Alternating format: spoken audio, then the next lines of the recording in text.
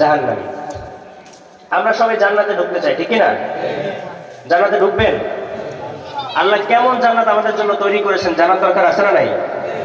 কেমন জান্নাত যে তৈরি করেছেন এটা তো আসলে আমরা বলে বোঝাতে পারবো না, কিন্তু কোরআন কর্মের জন্য এমন জান্নাত আমি প্রস্তুত করে রেখেছি পৃথিবীর কোনো অন্তর এটা অনুধাবনও করতে পারে না।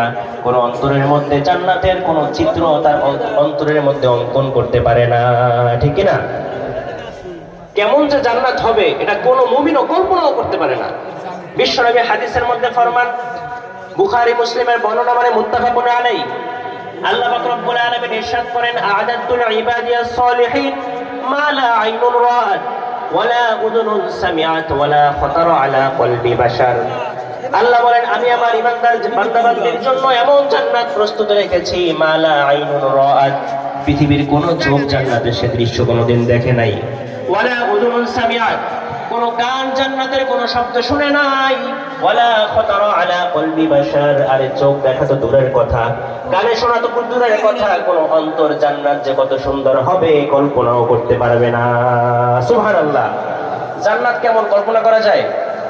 আপনি এখানে বসে চোখ বুজে কল্পনা করেন আপনি এখন মক্কা মদিনায় আছেন, দেখবেন অন্তরের মধ্যে একটা দৃশ্য তৈরি হতে থাকবে, চোখের সামনে কেমন যেন ভেসে উঠছে মক্কা কেমন মদিনা কেমন, আপনি ঘুরতেছেন, ঠিক না? চোখ বন্ধ করে আপনি চেয়ারে বসে ভাবতেছেন আপনি আমেরিকার প্রেসিডেন্ট, ডোনাল্ড ট্রাম্পের জায়গায় আপনি বসে আছেন, ভাবতে